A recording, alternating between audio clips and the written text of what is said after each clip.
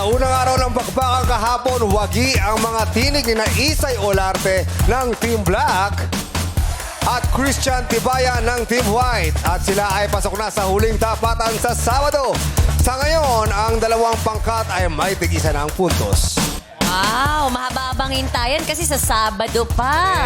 Right. Pero tanungin muna natin, Jimmy, kamusta ang pakiramdam yung dalawa na safe na kayo? Ikaw muna, Isay.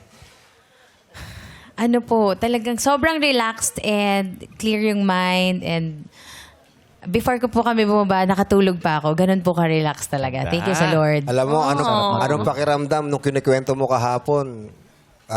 Inaalisan kayo ng mga tao. Ngayon, tinitingala na namin kayo. Oo nga. Siyempre, nakapwesto sila dun. Taas-taas nyo na ngayon. Anong pakiramdam?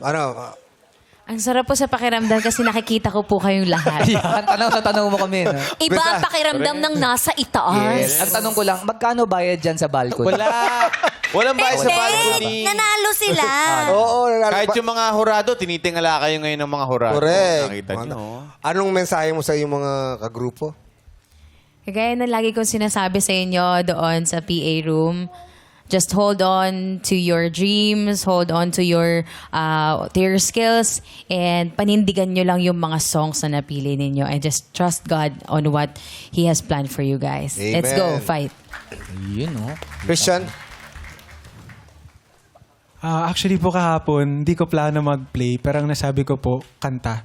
Pero nasa isip ko po, gusto kong pumasa. Pero sabi po, hindi ko po alam. Pero sobrang- napaganda pala, no? Exactly Diba? po, sabi po sa akin ng ate ko, kung ano yung plano ni Lord sa atin, yun talaga yung masusunod. So, sobrang grateful po ngayon, very humbled and very blessed, happy. Sobrang nakatulog po ako kagabi ng pinakamasarap kong tulog ulit.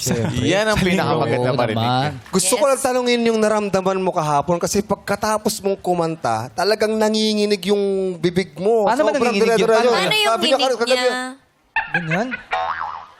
Grabing nginig. Ganun talaga totoo, di ba? Kaya sabi namin, tubig, gusto mo ba ng tubig? Sabi mo, okay lang, normal lang ba Okay yun? lang po. Medyo naging emotional lang po ako. Hindi ko makontrol yung Describe. nararamdaman ko po kahapon. Pero okay lang naman po ako. Okay ka naman. Oh.